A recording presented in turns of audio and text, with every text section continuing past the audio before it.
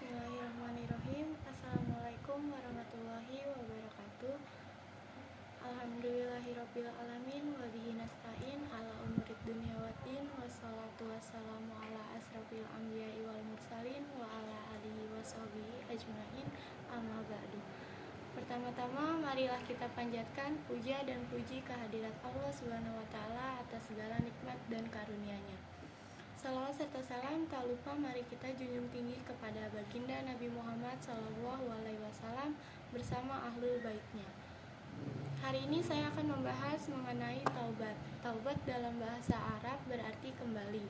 Sedangkan secara syar'i, taubat adalah meninggalkan dosa karena takut kepada Allah Subhanahu wa taala, menganggap buruk segala perbuatannya, melakukan penyesalan atas perbuatan maksiat, kehilafan, lalu bertekad kuat untuk memperbaiki apa yang mungkin bisa diperbaiki.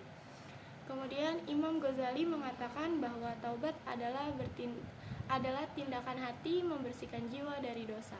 Dengan taubat, seorang hambanya mendekatkan diri kepada Allah Subhanahu wa taala setelah menyesal atas perbuatan dosa dan maksiat yang telah dilakukannya. Kemudian ada dalil yang menyatakan mengenai taubat. Pada Quran surah Al-Buruj ayat 10, Allah Subhanahu wa taala berfirman, Bismillahirrahmanirrahim, Innallazina fatanul mu'minina wal mu'minati summa lam yatubu falahum azabun jahannam walahum azabul harik. Yang berarti sungguh orang-orang yang mendatangkan cobaan seperti bencana, membunuh, menyiksa kepada orang-orang mukmin, laki-laki maupun perempuan, lalu mereka tidak bertaubat, maka mereka akan mendapatkan azab jahanam dan mereka akan mendapatkan azab atau neraka yang membakarnya nanti di akhirat. Quran surat Al-Buruj ayat 10. Kemudian ada juga hadis yang mengatakan tentang taubat. Sesungguhnya Allah menerima taubat seseorang hambanya selama nyawanya atau ruhnya belum sampai tenggorokan. Hadis riwayat Ahmad Tirmizi. Kemudian ada pula syarat-syarat mengenai taubat.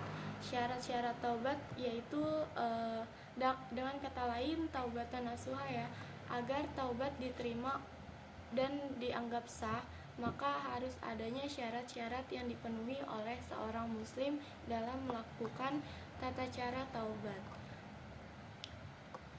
Apabila seseorang sudah bermusahabah atau mengucapkan istighfar, bahkan mendirikan sholat taubat, namun syarat-syarat berikut tidak dikerjakan, maka taubat tersebut hanya saja percuma dan tidak akan diterima oleh Allah Subhanahu wa taala. Yang pertama-tama, apabila dosa dan kehilafan itu dilakukan kepada Allah Subhanahu wa taala, hablum minallah, syarat-syarat taubat ada 3 jenis, yaitu yang pertama, berhenti melakukan taubat maksiat, kemudian yang kedua, menyesali segala dosa yang telah dilakukan. Kemudian yang terakhir itu ada tidak akan mengulangi lagi segala kemaksiatan yang sudah diperbuat oleh seorang muslim tersebut. Jadi dia benar-benar melakukan taubat dan tidak akan mengulangi segala perbuatan yang dianggapnya berdosa.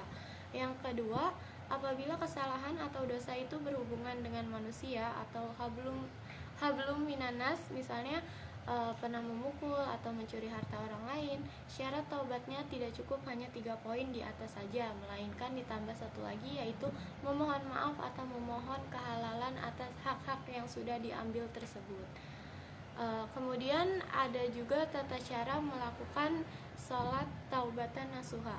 Tata cara melakukan taubatan nasuha sama halnya melakukan sholat secara 2 rakaat, yaitu diniatkan secara tulus dari dalam hati, ingin bertaubat sungguh-sungguh hanya kepada Allah Subhanahu wa taala dan tidak ada paksaan sekalipun dari orang lain.